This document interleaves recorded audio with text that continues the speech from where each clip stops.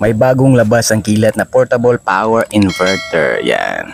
Ito ang 150 watts. Meron na siyang power indicator, power switch, USB port dalawa at isang Type-C at isang output na 220 volts. At meron siyang sariling switch button para sa ating lead light na 15 braid. Yan. Siyempre, sasaksakan natin ng 21 volts.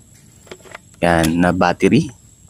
I-on natin yung ating inverter. Yan, meron siyang 19.8 at ang ating flashlight. Yan.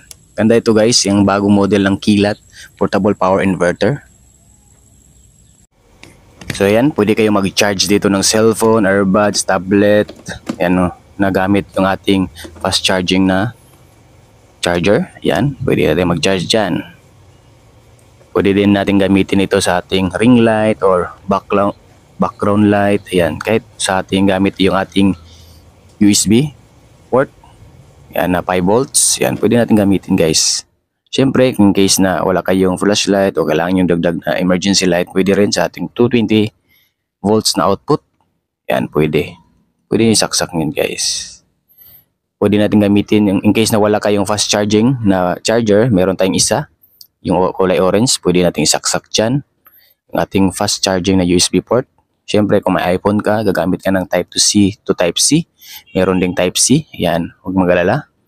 Fast charging din yan. Yan, maganda itong gamitin pang emergency. Guys, or gusto nyo dalhin pang camping, meron kayong mga emergency power source. Yan, or power station. Maliit na power station lang.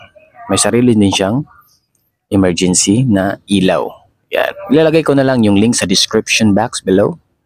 Huwag kalimutan mag-like and share and comment for more videos. This is Rometric. Thanks for you. Bye-bye.